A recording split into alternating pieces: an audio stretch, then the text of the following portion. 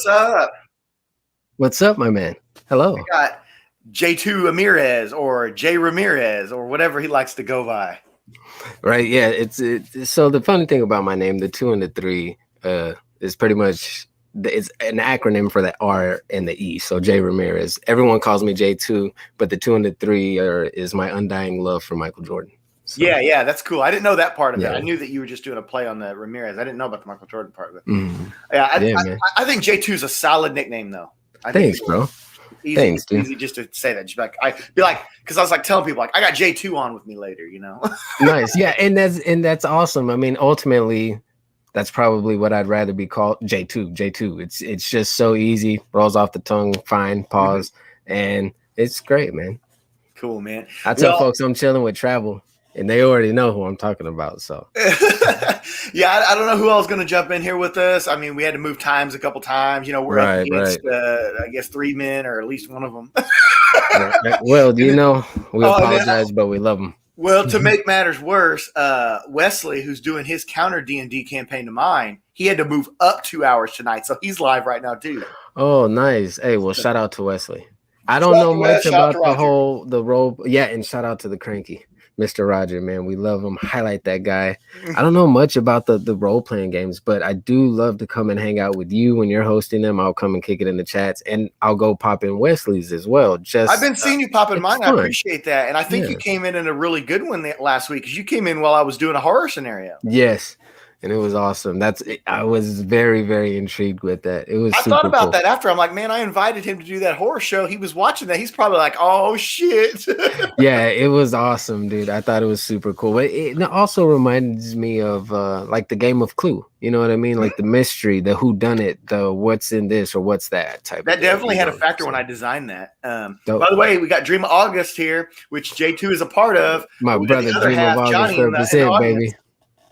Yes, we do have 3 people watching us, so I don't know who all we got, but it's love for whoever's here, whoever's not here, man. I'm just excited to hang with you. I'm excited to talk our love for horror. Yeah. I love comics, but that's my first passion is horror. It's what I grew up on. Like most people say, I grew up on comics, and that's awesome, but I grew up around horror heavily. So. That's awesome. We got Comics Talk Weekly here too. What's up, Phil? Brother Phil, hello, sir. Yeah, I mean, I love horror movies too. I don't like them quite to that level that you do. I'm not an aficionado, but I do have love for them. And as we were talking backstage, I was talking about, the comics that I read that have horror elements to it. Yeah, man, Justice League Dark, the things you were telling me about that, I'm definitely... It's super underrated, man. It really I mean, I shouldn't say it's that underrated because it's getting a show, but there's a lot of people I feel in this community of ours that would really like that, and that's become awesome. One of my main things. That's super cool, man. I think it's super cool. Yeah, I love it, man. So we're gonna get to a list here in a little bit. We're gonna do a list in a few minutes. Right. It's a top 5 personal favorite horror movies, and me and J2 have not discussed each other's list yet. And might I tell you, dude, do you know how hard that is for me? It was hard for me too, man. Man, because I'll break it down like I have all-time favorite horror, favorite slasher, favorite paranormal movie, favorite this, favorite that, favorite, B-rated cheesy teenage gore movie. So it was hard to kind of narrow that down. I think I even did a top 6, if you don't mind. Well, I was saying you should definitely have a honorable mention that we'll talk first. Before we go in, and that's like kind of like a mention that's maybe it skirts what a horror movie is, or maybe it's too new to go on your all-time favorite list. That's pretty much what mine is. Mine is a too new one. Even honorable mentions though, it's hard. As much as I love horror movies, like as much as I love horror movies, it's hard for me not to be like honorable mentions. Yo, you got to just watch these 4 because they're the best. It's like. I love it's tough. Before we get to our list, we'll talk about some other general horror things. First, I want to ask you something like, what's the first oldest horror movie, or maybe not even the first horror movie, the first movie you can remember being genuinely scared of? Genuinely scared of? Yeah. Man, it started as like the childhood. I can answer the very first horror movie I saw, and I was a young buck. It was the Leprechaun. Shout out to my Grammy. Warwick Davis as the Leprechaun is absolute gold. Oh, absolutely. Absolute gold. It's crazy they're rebooting that too. Yeah, very crazy. I'm open to it. I'm very optimistic and open to a lot of those things. I'd rather go in and find out for myself. But the first actual movie I was scared of, literally terrified of, would be, it's a toss-up between Stephen King's It and The Exorcist. And mind you, Exorcist don't play, man. I saw both of those movies. Excuse me. I saw both of those movies before the age of 10. So like when I say I grew up with horror, it was my grandmother would be like, sit here, you're gonna watch this. You're gonna like it. So the first one that I can think of will probably blow your mind. You'd be like, why the hell is this dude scared of this, right? But I was like 5. I was scared shitless of Tremors. But I mean, I could understand why at the age of 5, dude. It's the sand in the desert, you know. Lots of people take family trips. Some people go to the Grand Canyon, they go to the desert, they go to White Sands, or, you know, all these different things. So if you're out there at 5 years old thinking you're just going to do like some sand sledding, the back of your mind, you're thinking of this big giant worm coming out, you know what I mean, to get you. So I could understand why. Okay, now the next one I want to ask you is, what is the biggest stick with you horror movie from when you were younger that still kind of unnerves you a little bit now? Bro, all right. All right. Can I answer that 2 ways? Sure. The Exorcist as a child, just because that it's just, man, it's gold to me. But as an adult, I saw this movie. It's not very, they classify it as a horror movie, but I call it more of a disturbing film. And it's called a Serbian film. Oh, I know that movie. Bro, there's things in that movie I wish I could unsee. That's more of a psychological thriller, though. Yes. And it, the only reason why I wanted to watch it was because I kept reading comments and YouTube reactions like I couldn't sit through the whole thing. No one's ever finished watching it in its entirety, blah, blah, blah. And I was like, what is this? I found out, and still to this day, and this was like 5 or 6 years ago, and still to this day, I talk about that film and I'm like, guys, don't ever do it. It stuck with me, and I hate that it stuck with me, but I still see images in my head and I'm like, well, my pick is a little more classic, and it almost made my list, but I couldn't because I wanted to keep it very personal favorite, and there was more above it. But Pet Sematary. Oh, yes. That's solid. Pet Sematary will still bother me. The novel is fantastic as well. And I have it. Luckily, I was fortunate to inherit my grandfather's Stephen King collection. Pet Sematary was included in that. So I've read it, I've seen it, and yeah, that's a creepy movie, man. That has the little boy, what's his name now? Gage? Yeah, Gage, but the actor that played Gage is it's not coming to me. I promise you, he became very famous. I can't even think either, man. But, Johnny's saying Hornswoggle played the Leprechaun. I didn't even know that. That's hilarious, though. That is. And then one other quick little theme here I want to go over before we get into our list and kind of just generally talk about movies in general. Yes. Are you into any horror music artists, bands, rappers, anything like that? I've heard some of it. Man, if I had to say anything like into horror related, I don't know. I have a fascination or an infinity love for Rob Zombie. Cool. Of course, I've only seen him perform once. Excuse me, but I haven't really got into like horror-ish artists. I could introduce you to a lot. I have a big music background, but I like Rob. I do, but I actually really like White Zombie a lot. My mom was a huge White Zombie fan. I remember her going to concerts and all that stuff. But one of my favorites, I wore a T-shirt of Mushroom Head. Yes, I've heard of them, but I've never heard their music. This T-shirt is from their 20th anniversary tour they did in 2012. They had all 3 singers that had been in the band on stage at once, and when the tour was over, they did an album with all of them together. That's awesome. What's really cool, though, is if you look up here, see that poster up there with the chick? I do.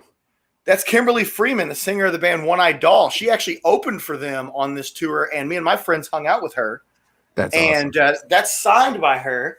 And my other friend, he caught this in the crowd and got her to sign it Oh, She was throwing body parts out of a okay. bag, and my friend caught the hand, and she signed 2 Mitchell on this side, and she signed 2 Danny on this side for me. Dude, that's awesome. And so I keep it over here as this is an arcade unit I've got over here. I keep it as a top piece for my arcade unit, and then I got her poster up there. So yeah, that's 2 from the same show right there. But yeah, outside of them, I'm a big fan of the Misfits, and they're really into the horror. And I was gonna ask, like, what is considered horror? Like, there's certain metal bands that I do love, and yeah. Well, I mean, you're on the right track with the Rob Zombie stuff that's like horror themed lyrics and stuff like that. Horrorcore, that's one there. I don't really go down like the ICP route or anything, but although there are some guys in that route that I like too, like there's one guy I hadn't listened to him a really long time. I can't think of his name, but he kind of hangs with them. He does like horrorcore rap. That's cool. But yeah, so I mean, we can get after the show sometime and talk if you want to get. So then I guess I could kind of say maybe early 3-6 Mafia stuff before Juicy J and all that got famous. Yeah, I don't know it that well, but I know what you're talking about. I'd have to send you some tracks, and you'd be like, "Yeah, that's definitely." I think we're connecting with our minds, and if I think I understand what it is you're saying, I'll have to shoot you some tracks. I'll have to send you some stuff too, man, because I actually really think you probably like the Misfits a lot because each one of their songs is like a miniature horror movie. Well, I mean, and the Misfits are iconic. Everyone knows that you know what I mean. The skeleton skull, yeah, the Fiend. Called the Fiend, yeah. So that's awesome, man. I'm definitely I'd love to take a listen. Send me some stuff. Yeah, you send me some stuff too. So let's go ahead and get to our list here. And like I said, we in J2 have not discussed our list. I tried to keep it different decades, different genres, different levels of production. That's what I tried to do. And I wanted it to be a mystery for both of us here. So it'll be interesting if some of ours are the same. I don't think so, but it could. Oh, there's Lewis. What's up, man? Hey, man, thanks a lot, Lewis. I appreciate that. Lewis. You're fine. We had to change times earlier. That's probably why you're like all jacked up. It's like, sorry, daylight savings time. Yeah. Oh, man. I appreciate you coming in, man. Definitely. Thanks, brother. So what we'll do is we'll bounce it to each other. I'm going to have you do an honorable mention first, and then I'll do an honorable, and then we'll get to the actual numbered list. Okay. All right, so I guess I'll go with my first honorable, my only honorable mention. I mean, in my list, it's there. Like you probably can't see it. I have a list, and I'm like, what am I gonna go with? I got the list too, man. Now, I mean, do we get to talk about other films? Yeah, we're gonna talk about it. We're gonna break it. We're not just gonna say them. Yeah, we're talking about what we like. Hopefully, we've both seen all these movies. So we spoke briefly of a Serbian film that was part of my list, but we got that out of the way, and I'm done with that. My honorable mention would have to be the Blair Witch Project, 1999. I saw that when it came out on VHS. Yeah. Oh man, that movie. When I first saw it, it's me and some siblings sitting on the living room. My mom had already seen it, and this was back in the day when internet first popped off and like Yahoo Messenger first popped off and all that dial up and everything. And my mom was active, she would chat with folks, and we're watching the Blair Witch Project right there at the end, like the highest climax. My mom lets out this bloody murder scream hard. All the lights are off. Me and the siblings are right there, like watching this film, and we hear my mom come from behind us, let out this scream. Oh, I started crying. My brother started crying. My sister, like, we were terrified. And I think that memory and that moment has embedded that movie into my brain because of that. You know what I mean? Because of what my mom did. Aside from the Blair Witch Project, it was the first found footage film. I love the marketing for it, the way they set it up, the being a documentary. I believed for such a long time that was real. For such a long time. It was convincing. Oh, man, definitely. Caroline says Blair Witch was her first horror movie and still can't do Forest. Oh, man. Wait till you go into the haunted forest in my D&D campaign. No, I'm just kidding. I don't have anything like that. Yeah, right. You might see me sitting behind a tree with a hatchet. But that movie, it's my honorable mention. It's brought up a lot in conversations with horror. So that movie goes two ways. People really love it or they hate it and say it's not scary at all. But the thing that scares me the most is I put myself in every movie I watch. So I have to build that emotional connection. You know what I mean? Mm-hmm. Sitting in a tent that's haunted by a witch and you hear little hands and kids laughing, banging on your tent, that is terrifying. And the dude just standing in the corner. Oh my gosh. Like, I love the Blair Witch Project 100% with that. I haven't seen this. It came out, but my dad and my stepmom straight up told us that what we were going to watch was a real movie. Yeah. They didn't take us into it like that. Dude, and the way, so my mom tells pretty much the same thing, I'd imagine. And then the co-star, he's playing a character by the name of Josh. So what's more terrifying? My name is Josh. And I'm watching this movie and these people are in the woods. Josh, where are you? I'm like, I'm here. I'm okay, dude. I'm good. Hide behind the couch. It's scary, man. Yeah, it was terrifying. And so what do you have? What's your honorable mention? Okay, so my honorable mention, there's two reasons why I didn't put it on the main list. One is it does kind of skirt what constitutes a horror movie. Okay. Although it is a horror movie. Okay. And it's a little too new to make my all-time list. In 20 years, this probably wouldn't make my list. But I'm going to say A Quiet Place. I like that movie, and I liked it a lot more than I thought I would. So here's the deal. I don't go to horror movies in the theater very often. Like, I just don't. It's just not something I do. I don't go to the movie theater very often. And my wife doesn't really like horror that much. Not that she doesn't like, well, that's not true. She watches like horror shows. She likes American Horror Story and all that kind of stuff. And I'm not really into that, you know. I didn't like it either. And honestly, I didn't get past like the second episode in season 1. See, she loves it. She loves that. She loves Chilling Adventures of Sabrina, all that stuff. That's cool.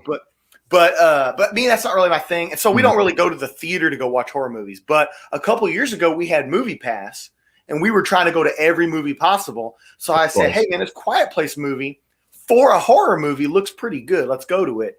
And we actually really liked it a lot. And I'm looking forward to that sequel / prequel that's supposed to come out. It's great. And dude, you gotta watch more horror movies in the theater. One of my ultimate like bucket list things. So we have a dollar movie out here in Austin, Round Rock, Texas. Excuse me, I'm sorry. And like they show, you know, the dollar flicks. Well, during Halloween, like October, I was fortunate enough to see A Nightmare on Elm Street in the theater by myself. At the dollar movie, no one else bought tickets. That's to me because how much I love cinema, how much I love film. That was the ultimate. Oh, you don't know how excited I was, dude. That is really cool, though. Yeah, it was almost a dream come true, man. It was awesome experiencing those films, whether old or new, just horror films in general in the theater when it's super low key and not a lot of people are in there. It's scary, man. It's terrifying to me. Well, I actually have a genuine reason why I don't go to see horror movies that much. I mean, I have in the past, and that's actually part of why I don't do it so much now, because I'm actually really hard to get scared from a movie. Like, I feel that. You know, so it's really hard for me too. And one of my best friends, he used to love horror movies, and he actually genuinely gets scared. Like, I mean, when we were teenagers, I'm talking like piss your pants scared over movies like The Grudge and what was the other one? Oh, Darkness Falls used to scare the shit out of him. Oh man, I remember that movie. But here's the thing: those movies don't scare me, right? I fucking like them, but I laugh and shit. Yes. And so after like the 5th movie, we went to the theater, right, with chicks and stuff, and I'm making fun of him for getting scared. He's like, dude, I fucking hate going to the movies with you when it's a horror movie. He's like, he goes, you're sitting there laughing, and I'm genuinely scared, you know. So like I kind of got away from going to horror movies after that. Mm-hmm. But I do enjoy them, and I watch them and stuff from time to time. But, man, I love them in the theater. Love them at the house. I mean, I like them much better at the house. I love them. Oh yeah. All right, so let's go to what's your number 5. This is J2's actual list. So number 5 on the actual list, I have it. It's a tie because I feel like if you grab one, you kind of grab the like as a whole, right? Okay. Whether it be franchise or this or that.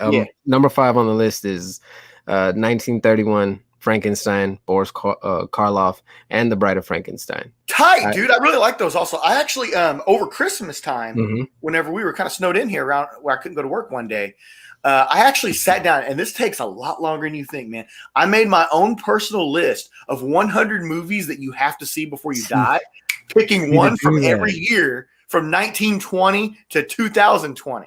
Awesome. Both of those movies made the list. That's so dope, man. And I think they're absolutely great. I love them. You might call me a softie, dude. It's one of the most best romantic love stories between them two. Like, I love it. And a side note, like, my woman crush every day is The Bride of Frankenstein and Janet Leigh. Janet Leigh. Jamie Lee Curtis's mom from Psycho. Yeah, her. But with that being said, I wanted to show. So I collect steelbooks. Cool. So this is actually The Bride of Frankenstein, and it's done by Alex Ross. Oh, that's so tight, dude. Yeah, and I'm trying to get a better. You got Frank there, the dog. And I see her. Yeah, so it's pretty dope. I collect steelbooks. You see Alex Ross' signature. My mom really likes classic movies in general, but she likes classic horror movies like that. So I thank her for getting me into that. Then the Frankenstein. That's Frankenstein by Alex Ross. That's so tight, dude. So Universal had Alex Ross do their steelbooks for a Universal Monsters collection. I didn't know that. Yeah, I think it was 6 of them, maybe 5. He's the man to do. I got some Alex Ross. Oh, yeah, dude. Alex Ross. So I started picking those up, but I definitely had to get those two because it's a tie for top 5. If you have Frankenstein, you got to have The Bride of Frankenstein, in my opinion. Yeah. They are sequels are rare to be as good, but that is one where the sequel fits right with the first one. Dude, I have, like I said, I get too deep. I get very emotional, like with the things that I love and passionate about. You know what I'm saying? I have my personal connection to Frankenstein, right? And what other thing does he need than the bride? And she's just as misunderstood in a sense, the same way it is him. And they're a match made in heaven, and they're this shit, bro. So that's number. DC's version of Frankenstein the Monster actually joins Justice League Dark in the New 52. That's dope. See, I need He's in it in Volume 2. Like I said, when we stuff. talking backstage, I'm not as big of a fan of Volume 2, but he does join the team in Volume 2. That's so dope, man. That's so awesome. But yeah, so there you go. That's number 5. All right, number 5 for me. Very different from what you're going with. All right. This one could almost be considered like a urban adventure movie too. Ooh. The People Under the Stairs. Yes. You like that movie? Yes. That movie's awesome. It's great. Oh, it's great. I mean, but as a kid too. So my grandma's house is 2-story. It's the house that I actually live in. My brother and I were fortunate enough to keep it within the family. You know what I mean? After our grandparents passed away. And she has stairs. And there's a little closet, like a little hall closet in them stairs, dude. Man, that movie brings us some memories. It's great though. It's a good movie. Yeah, you know what that movie feels like? I've heard it said before. People say that Django Unchained seems like a prequel to a series that hasn't started yet. Like a lot of people say that about that movie. Wow, I've never looked at it like that. Isn't that crazy? And it totally makes sense. I love that movie. Yeah, me and a guy at work always talks about that because he likes that movie a lot. And I actually bought him and my boss graphic novels of Django Unchained. But that's super cool. People Under the Stairs is my horror pick for that because it's like it seems like the beginning of, it seems like, the kid in the movie and the little girl, it seems like they'd go off and do something else. Like they'd have a 10-volume series of movies, That would be, it's so true. I've never looked at that way. I just enjoyed it. I mean, as a kid, it was cool, man. It was good. Oh, I should mention, because we've talked about being kids quite a bit. Me and J2 are very close in age. I think you're like 6 months older than me, right? You're born when? July 29, 1987. Okay, so you're like 8 months older than me. I was born April 23rd, 1988. Yeah, man, I'm getting wiser. I don't Lewis like to say here getting is old. I'm getting also wiser. Lewis is right between you and me. Nice. So I've noticed. I was surprised how many people I found right at my age group because in this community, because a lot of the guys when I came in, they're not exactly spring chickens anymore, but there's some younger guys too and girls. But and Lewis, we're talking about. I'm so sorry to interrupt. We're talking about Lewis, the Shadow Clay Rabbit, right? Yep, he's in the chat. Bro, right now. I hope everyone. Did you see the video on Spine 6? Oh yeah. bro, whoever hasn't seen that needs to go see it, because that honestly was my favorite part of the whole show. I thought that was so dope. Man, if Lewis ever goes off with an award-winning series, he needs to give me some credit for pushing him, because I've been telling him forever that he needs to have a full-blown series, like where he's showing that shit. Yeah, I was so intrigued. I loved it, man, and I love watching people create things and do things that they love to do, and they're good at it. You know what I mean?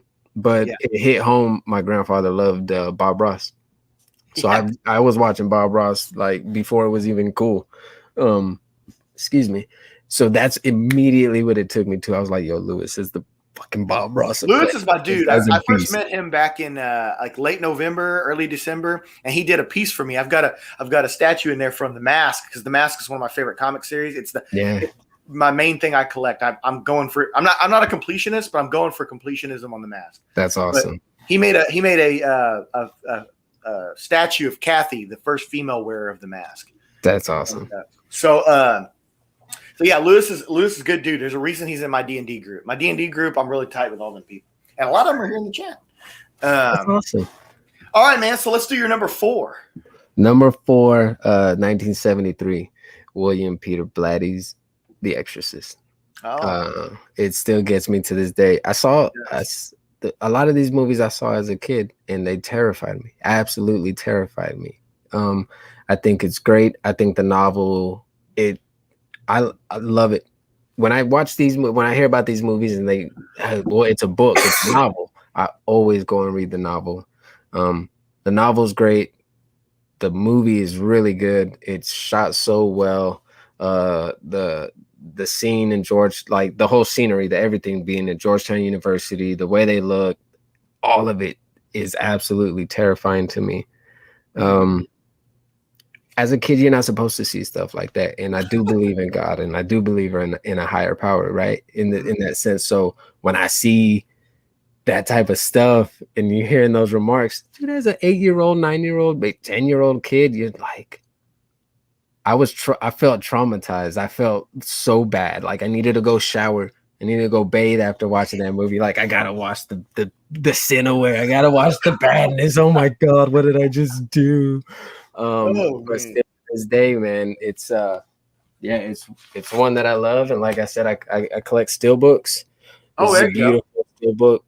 It's hard to see with the glare, but I love the back. The back is what I love the most, with the father, probably Father Marin or Karras, holding the rosary. And it's super cool. Fun fact: they tried to cast Jack Nicholson to play Father Karras originally, and they tried to have Marlon Brando play Father Marin. And they both. I think I did the Marlon Brando one. I think that's super cool. I heard that. So I haven't even seen that movie in almost 20 years. You should rewatch it, man. It's great. It's good. Long, but yeah, I love it, man. I think it's awesome. It's what a horror movie's supposed to be. It's supposed to make you feel not almost bad on the inside, but like, oh, like, should I be watching this? Should I not be watching this? Like slightly disturbed. Yes. And that's what a horror movie is supposed to do. It's supposed to get under your skin. It's supposed to mess with you, like mess with your head and mess with you and scare you. And The Exorcist does it for me. My number 4 is the furthest thing from that description, but it's just, it had to go on the list because there's nothing else like it on this list. And that's From Dusk Till Dawn. Sorry. Oh, can I cut something? We good? I fucking love that movie. I love that movie. Robert Rodriguez, Quentin Tarantino. Shout out to Robert Rodriguez, who I believe he's from San Antonio, Texas, or currently still lives here and loves San Antonio to the fullest. Yeah, dude. Great pick. I love the movie too, man. And it has comical stuff, it has action stuff, but there is definitely horror element there heavily. It's the only vampire movie on my list. I do like vampire stuff, but I don't have anything else in that. But that is the reason why I would say it is a high-ranked horror movie is because if you do, like I've seen done several times, and you show people that movie without telling them what the hell it is, they're totally shocked when the vampires. Right. Oh man, because they played it off so well, dude. A vampire headquarters inside of a strip club, like that's a perfect way. Because men are stupid, and all they see is tits and ass, and they're like, "Yeah, let's go to the strip club." All right, we heard it was the best one. and they all go in. Meals on Wheels for the vampires right there, bro. Meals on Wheels. Like easy money. I love that movie. And as a preteen boy, Salma Hayek boy. Oh yeah.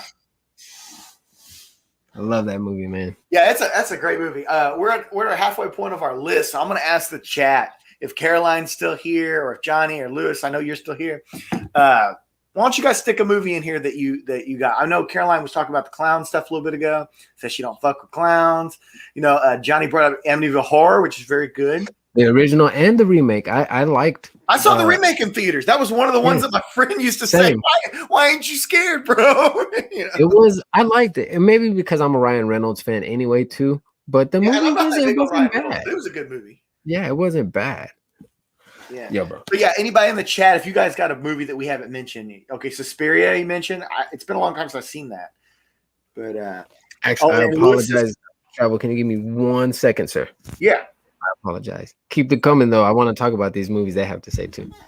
Okay. All right. Well, I'm going to address the chat here. So Phil's talking about The Ring. Yeah, that's good. And Caroline says Babadook. Babadook is very good, and I actually almost made that my honorable mention. But Quiet Place edged it out a little bit for the fact that it's a very unique movie. 30 Days of Night. Yes, 30 Days of Night is really good. And that is another vampire movie that I would consider putting on my list in place of From Dusk Till Dawn. This is a very hard list to make. The Hunger, I haven't seen that in a very long time. Man. And then, okay, you'd only watch Babadook again? All right. And Lewis says first Alien. Yeah, first. See, I like the Alien franchise. I like Predator and all that kind of stuff.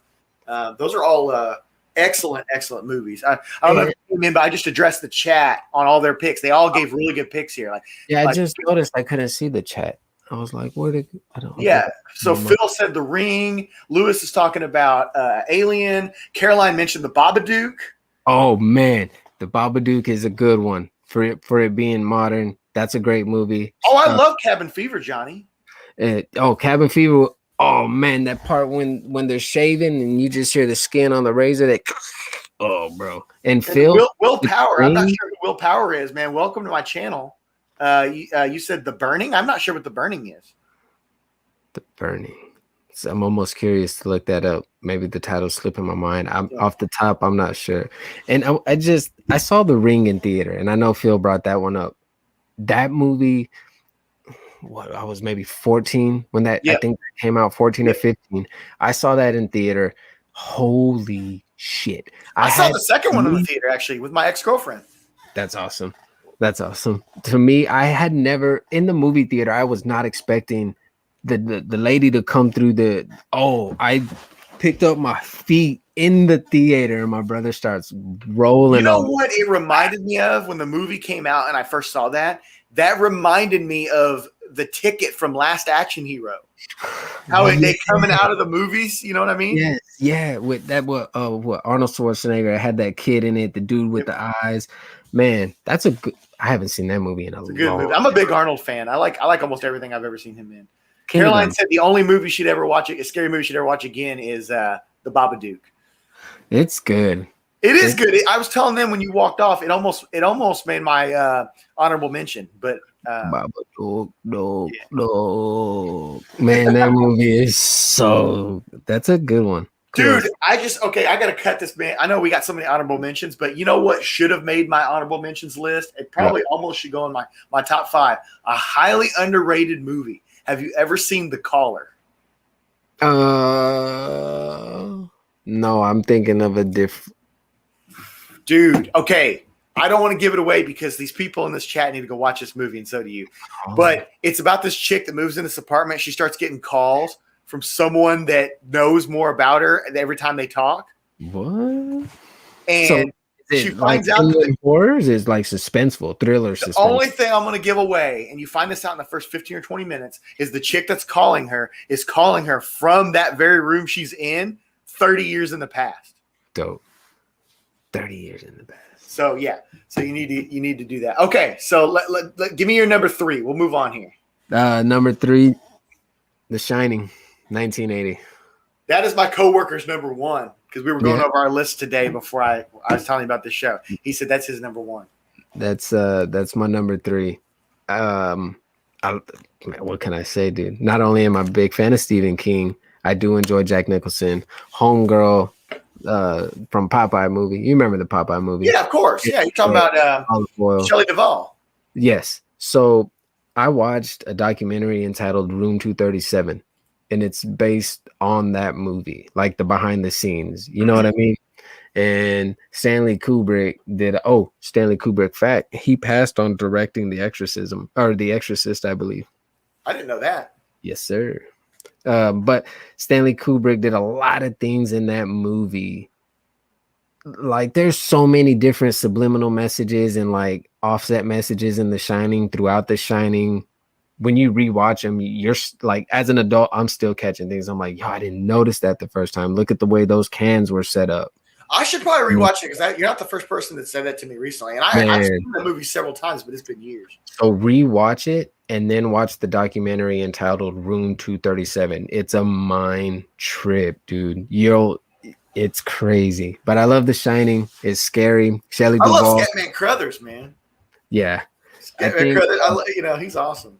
Stanley Kubrick put Shelley Duvall in a lot of like torture when making that movie, and they talk about it in that documentary. Yeah, I do about that part of it. It's like, apparently they say it led to her going cuckoo and stuff. I don't know, but The Shining, it's awesome. It's great, and it's scary because Jack Nicholson's making out with this super hot chick. The camera pans, and then it's this ugly, nasty, rotting old lady that probably smells like onions, and it's so scary, dude. It's terrifying. But that's numero 3. What do you got, brother? So my number 3, the original 1968 Night of the Living Dead. That's my classic pick on here. It's the only zombie movie I'm willing to put on because I am well past zombies, dude. But that movie is amazing. Well, I won't talk about that movie yet. It's on your list. Okay, well then we won't talk anything about it till we get to your number with it. So go ahead and give me your number 2. Number 2, as you see from the hat, 1978 Halloween. This is a official Halloween Fright Rags licensed Haddonfield Huskers high school hat. It's super dope. Halloween. What can I say? The sound score is amazing. John Carpenter did amazing when it came to the sound score of that movie, and I think it adds to a lot of the reason why it's so scary. Absolutely. The acting was great. Nick Castle as the Shape, Jamie Lee Curtis as the young Scream teen, following in her mom's footsteps. Her mom was the one who made Psycho, the famous Psycho scene.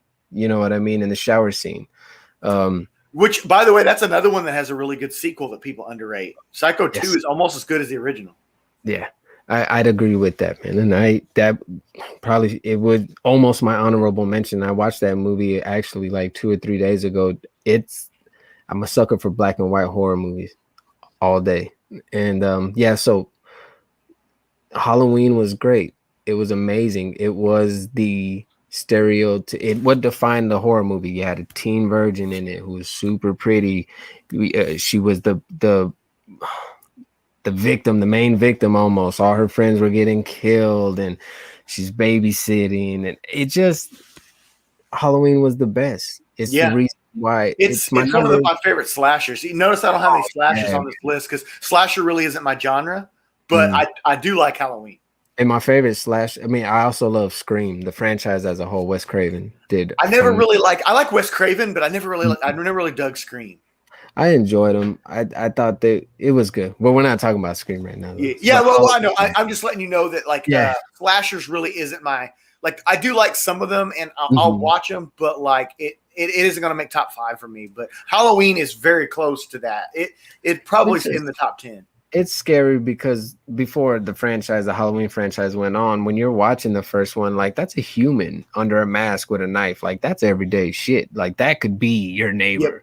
You know what I mean? Remember my grandma talking about when Scream came out. She said that she didn't like the idea of that movie because somebody could go do it. Yeah, but I enjoy that movie as a whole. But what I love the most is the sound score. I absolutely think it's one of the best horror movie sound scores still to this day. That one. An honorable mention for sound score, Candyman. Oh yeah, for sure, dude. Good sound. Candyman's good daylight horror, just like The Quiet Place. Mm-hmm. Yeah, daylight. I like daylight horror. Moving on to my number 2. Johnny mentioned it. Lewis mentioned it. The Thing. The Thing is great. The Thing is everything I want in a horror movie, because I told you before when we were texting that sci-fi horror is where it's at for me. The Thing is dope. John Carpenter's The Thing, correct? Yes. Another John Carpenter, yeah. It's fantastic. Yeah, I like John Carpenter a lot. The Vampires was good. They Live almost made this list, but that was too much of an action movie, I felt, or sci-fi. Right. But They Live is great. The Thing is dope. And surprise, like I've only seen The Thing 2 or 3 times. I own it. I just upgraded it to a Blu-ray copy. I'm in the process of trying to upgrade everything to Blu-ray from DVD. But I also have I have 2 or 3 VCRs. I still collect VHS to this day, primarily horror. Just because I believe there's certain movies you can only watch in VHS to take you back to that nostalgic moment. You know what I'm saying? Yeah, that's just the way I feel. A lot of the horror movies, I don't know. That's just me. Maybe it's my own personal thing. No, dude, I totally get what you're saying. I mean, it's like people listening to vinyl records, you know? Right. Yeah. No, dude, I got an extensive vinyl collection. So when's the last time you played Super Mario on a CRTV, you know, like the old.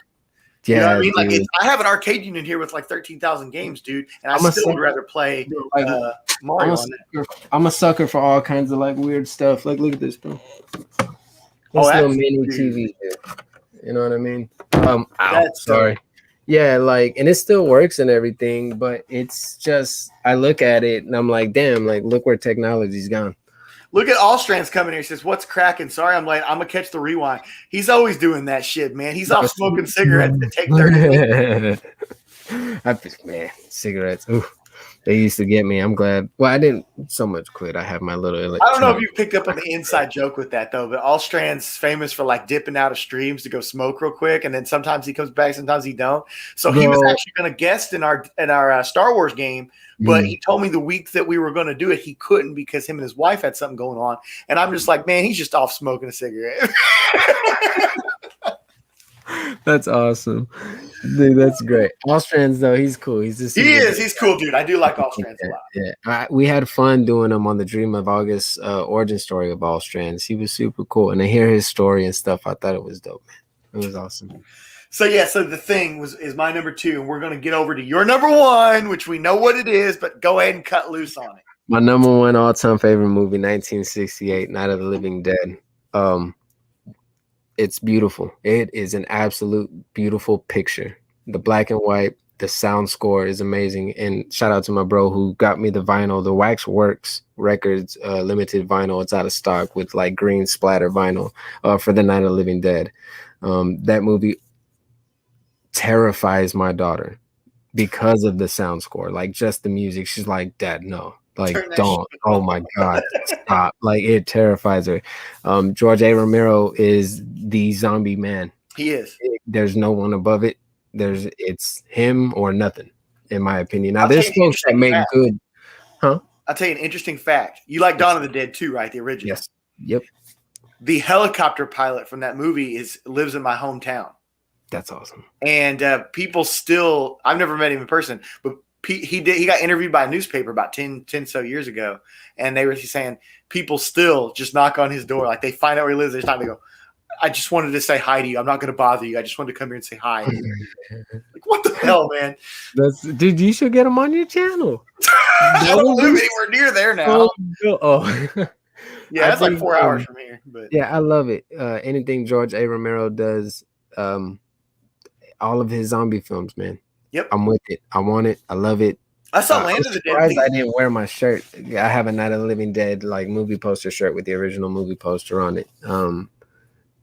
Man, Judith O'Day, they're coming for you, Barbara. Like, well, we were talking about White Zombie and everything earlier. You know, in the Los Exorcisto album, they use sound clips from Night of the Living Dead all over that album. Man, that's so dope. Yeah. I don't know. Night of the Living Dead for me, I don't know why it does that to me, but it's my all-time favorite horror movie, and it is in my all-time like top 10 favorite movies in general. Dude, it's gotta be good because it's the only one we crisscrossed on, right? You know what I mean? Like it was my number 3 is your number 1. Mm-hmm. You know, so like it's up there for a lot of people, I think. And it is a well-made movie, and it launched the whole genre. Before that, the only zombies ever in movies was voodoo zombies, you know? Right. They didn't have this whole like gas from Venus and all that shit, you know? Right. Like, and I'm trying to remember, I don't know if I don't want to be nobody tear me apart if I say the wrong thing here, but I thought I read something about George A. Romero did not trademark the word zombie, but in the sense he was one of the first people to come up with the word zombie. No. The word zombie definitely exists, but categorizing as what those things were in his movie, they were just living dead. They were undead, you know. And I'll tell you from a Dungeons and Dragons point of view, zombies are actually just called undead in the game. So zombies, I'm sure, I know for a fact that was a word that existed, but putting that on what was going on in the movie, that really wasn't a thing till then. Going back to how I spoke, that's one of the what I had said earlier. That's one of the movies. I mean, I have it on Blu-ray, I have it on DVD, I do have it on VHS, and I'll watch the Blu-ray. But that's one of the movies I prefer to only watch on VHS. Oh, okay, right on. That's dude. like that one, Halloween, A Nightmare on Elm Street, Texas Chainsaw Massacre, things like that. So we're gonna get to my number 1. What you got? And I'm gonna start this by saying you're gonna be like, "There's no way that's this dude's number 1." But I have a good reason why this is my number 1, because this movie became an instant classic for me the first time I saw it. It's not terribly old. It's getting older now. It's definitely older than A Quiet Place, so it can make the list. But it became an instant classic, and me and my wife now watch it every year. It's the only movie we annually watch, Trick or Treat. I mean, I like it. It's not in my top 10. I can see why. I know most people don't, but my boss, entertaining for what it is. I introduced that movie to my boss last year, and he said that's an instant classic for him, and he wants to get the costume of the kid and everything like that. Like he wants to do all that for the trick or treaters and everything. That would be cool. It is my favorite horror movie in the sense that I really love anthology. You know, I like that kind of movie, and I like anthology that is based in the same world where everything's going on like at once. Right. You know, and when I was making this list, it's not the only anthology I thought about putting in. Some of my other honorable mentions would be movies like Tales from the Dark Side or Tales from the Hood. My gosh. Yes, dude. See, Tales I like all those. Hood. But I had to swiftly move in Trick or Treat because it's an instant class. It's the only horror movie that me and my wife will annually watch. That's why I went number 1. It's not the best horror movie of all time. This is a personal list. This is right. Of course, I think that it's that good to watch it every year. And I'm not a big rewatcher of movies. Like there's a lot of movies I only watch once and never watch again. See, and that's where we differ. I can't tell you how many times I've watched The Blair Witch Project or Bride of Frankenstein or even Bela Lugosi's Dracula. Like I've seen that so many times. Every movie on your list except every movie on your list except for Night of the Living Dead I've only seen once. Oh wow. Because I'm just, dude, that's just not how I am. I'm not a big movie watcher in general. Like it's not that I don't like movies. There are movies that I've seen a million times. Like Star Wars Return of the Jedi, I've seen more than any movie ever. Right. Even over the other Star Wars movies. There are things like that. But in general, I'm going to watch it once. And even if I love it, it probably isn't going to get watched again just because the way I value my time and stuff, like I don't really go back and now like Wayne's World 2. I've watched those movies 1,000 times. Party on guard. So there are exceptions, but horror movies generally I don't really rewatch except for the ones on my list are all ones I've definitely rewatched. Like From Dusk Till Dawn, I've seen a million times. The Thing, People Under the Stairs, I've seen that a few times, but maybe 2 or 3. And A Quiet Place, I've only seen once. And that's what crazy. Like I love movies in general. Everyone has their dreams and all that. Like so, when I was growing up, I was like, I want to be a director. And then it turned into I want to be a horror movie director. And then. I mean, I gave up on all that stuff or whatever, but I love movies that much but I'm very like, if we go camping, we're gonna watch Friday the 13th or Cabin in the Woods. Cabin in the Woods is good. Like, before I go to the beach, I'll watch Jaws or 47 Meters Down. You know what I'm saying? Before I go to New Orleans, I'll watch Candyman. Well, Candyman Part 2, Farewell to the Flesh. Dang. I like to. I don't know why, man. It's you know, people are like, you're crazy. How are you gonna watch Jaws right before you go to the beach? I'm like, it just makes it scary. Like, that's what I do. That's what I enjoy doing. But when it comes to film, my go-to is horror. I prefer horror movies over anything every single day. In my head, it's Halloween year round. So if I go more than 2 days or 3 days without watching a horror movie, like, it's not. I'm like, all right, I need to see some blood guts. I need to see something. I mean, and I can respect that. Like I said, I do appreciate film as an art form. It's just that I don't. Like I said, my thing is not. I'm not on a rail path of going and rewatching things. Part of that is because I like it whenever I see a movie that I enjoy, and then that's pretty much it. And then like 10 or 15 years later, I go rewatch it, and it feels very new. Right. Man, that's probably, I need to take a page from the Traveling Root Beer Notebook right there, because that's what led me when we spoke about a Serbian film earlier. I felt like I had seen everything in horror, and I mean everything. Chop-In Mall, Sleepaway Camp, Black Christmas, all the, even the B-rated Hannibal Holocaust, like Cannibal Holocaust, all. I've seen everything. I've seen it all. So I jumped down this rabbit hole of, okay, Google, give me the most disturbing films. Yep. Top 10 most disturbing. And that's where I came across a Serbian film. I also came across another film called Begotten. I don't know if you ever heard of that one. There's things in that movie too that I can't unsee. Yeah. And I know it's just a movie, but apparently, like, in short, Begotten, it came out in 1989, and it's apparently a depiction of the creation of Earth. And I'll just leave it at that. Huh. Yeah. Well, man. That's actually how I found the movie The Caller, because I was like you, where I hadn't seen anything. I felt like I seen it all, and because I'm not a big rewatcher, my pickings were getting slimmer. Right. And I was just looking, this was like 6-7 years ago. And I came across The Caller, and I was like, oh man. And then I was like, whoa, a modern horror movie that actually stuck with me. And that's why I recommend you watch that, actually. So there you go. If you take one thing away from this, maybe you could watch the movie The Caller, and it's something new for you. I'm definitely down for that. It sounds good.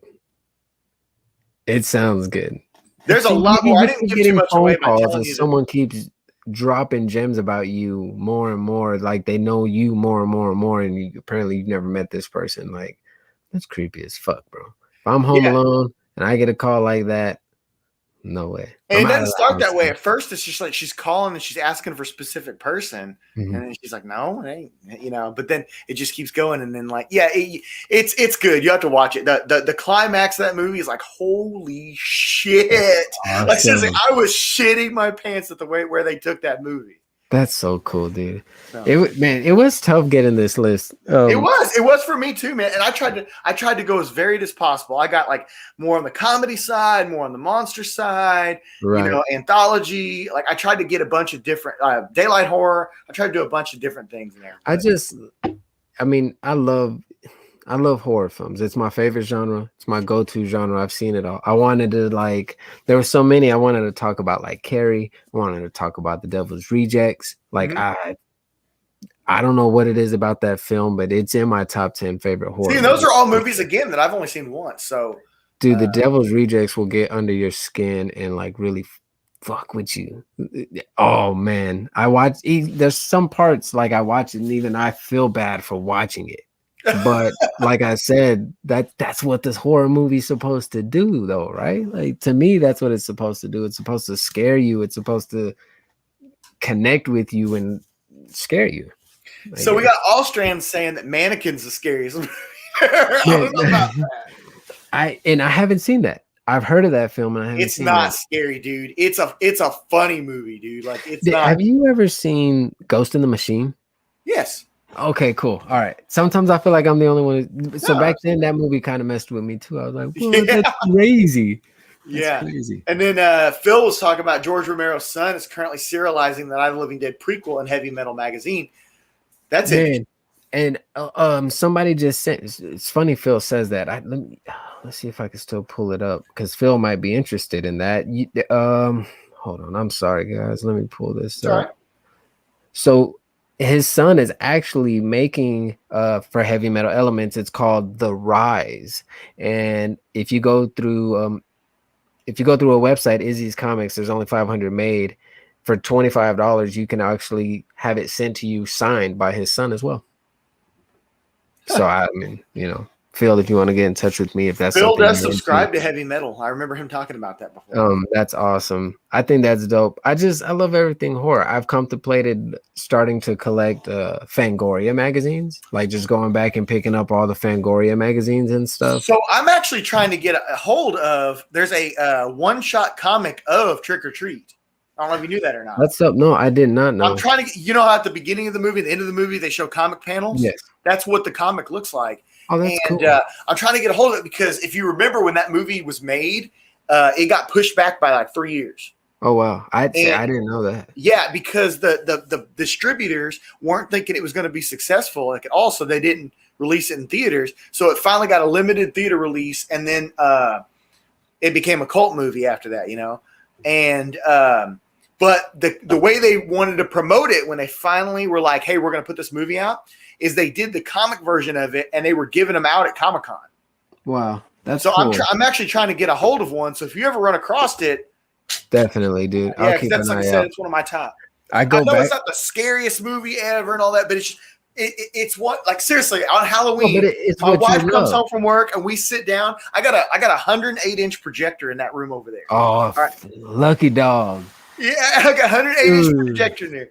So we sit down, we got the snacks going, everything. We got Reese's candy because it's Halloween, and we're watching Trick or Treat. That's just our thing. And that's the only movie we do that with all year long. It's the only movie that we schedule what to watch. Man, so my Halloween traditions are on Halloween night, I always watch Halloween. I won't necessarily say I watch the whole franchise, but I have to watch. You sit there for 8 hours, man. But I would. I really would. See, okay, let me tell you how I watch movies. I'm actually like that, where I will do that one good time here and there. Like, for example, like Lord of the Rings. I love that kind of shit, but I've actually only seen the Lord of the Rings movies 3 times each, and each one of those that I watched them was consecutive. That's cool. Like, I never watched them when they came out. I watched them all in one go, and then later on, me and a friend watched them all in one go. And then me and my wife watched them all in one go. That's the only time I've ever seen. Those are long movies of peace, man. Oh, I've done the original 6 Star Wars all the way through twice. Awesome. In one sitting. That's awesome. And I take pride in having I have the first 3, the original, the first 3 on VHS, but I love it that way because it's the only way if I'm not mistaken, it's like one of the only true ways that you can watch it in its original release. Kind of like how the Disney classics are with the Disney VHS, So the one you're talking about, I have that exact. You're talking about the Black Darth Vader box set. Mm-hmm. I have that same one that I've had for 25 fucking years, dude. I've got that. It's beat all hell, dude. I'm telling you, it's like not in good condition. But like, so when October rolls around, sometimes I do it on Instagram, sometimes I do it on Facebook. I have a 31 Nights of Halloween, and I watch Halloween one movie, at least one, sometimes 2 every night. I watch a Halloween movie, and I try to pick things that I really haven't seen or that I don't see often. But it's hard not to fall into wanting to watch those classics that define genres like horror, you know what I mean? Or that you grew up watching. I love doing things like that. But like I said, it gets tough because I watch horror movies year round, every day. Like when we get off of this, I'm probably going to read a comic book and then I'm going to watch a horror movie. It's just what I love, man. I love anything and all things scary. Dude. Horror. We are right at the 8 o'clock time Eastern. We finished our list. We beat it up. I think it's perfect for us to go out. We'll acknowledge the chat, and then me and you will talk a little more backstage. Yeah, man, I'm down. I really appreciate having you over here. I love doing these one shots of people. My channel is not a comic channel. Comics is something I do. Right. So I like doing this where I get somebody that I meet within the community, or even there's even videos I've done with people that aren't in the community. Yes. You know, these one shots where we just talk about something. Like I had Johnny on here about a month ago doing wrestling. You know, I had VK doing trading cards the other week. I had Azores doing X-Men. I'm doing horror with you. Me and Louis Shadow Rabbit, we're going to do a Harley Quinn HBO chat in a week or so. Well, I love it. I really appreciate it. And to give everybody a little background here, me and J2 both appeared on Sparks FOC show about 2 months ago before anybody knew either one of us really. And the second time we were on there together, he mentioned how he's collecting the Stray Dogs covers with the Halloween stuff. And that's when I knew I wanted to do a Halloween show with him. I think it's dope. I was very ecstatic when you reached out to me and when you said, you know, I want to talk horror movies. My eyes, like everything, it just lit up because, like I said, I love comic books, right? But there's a lot more than to people. I mean, not just me, like you and everyone in general. They collect comics, but I'm sure they're into other things too. Yeah. I'm sure there's other hobbies. Well, that's why I got the D&D thing going on. Look how many people have already got into tabletop role playing just watching my little channel the last month or so. And that's, you know, awesome, what I mean? Like, dude, I think that's super cool. Half of my roster never played before they started playing on my channel. That's fucking cool. So if you're ever wanting to do something like that, dude, you're welcome to come play sometime with me. Or, I mean, you could do a one shot with the group that's playing now, or we could go off and do something else. If you're wanting to give it a try, the door's open, man. Bro, I think it'd be fun. I mean, I might jump in on this horror one, or if it's in too deep, I might jump. Well, we're not doing a horror one. You just came in during a horror session. Well, it was fucking awesome, dude. I thought it was fucking great. And you did you come in when I did the jump scare? Whole horror game, like. Didn't you come in when I did the jump scare? Yeah, hell yeah. Like right when it happened, I got in, there was a little talk, and then just I was like, what the hell did I get into? Like, you came in at the perfect time, dude. Yeah, it was great, man. Yeah, well, we'll talk more about that backstage. I'm gonna say bye to everyone. Caroline just said I'm a kick-ass DM. Thank you so much. I appreciate that. I really try. Being a DM is not easy, but I try.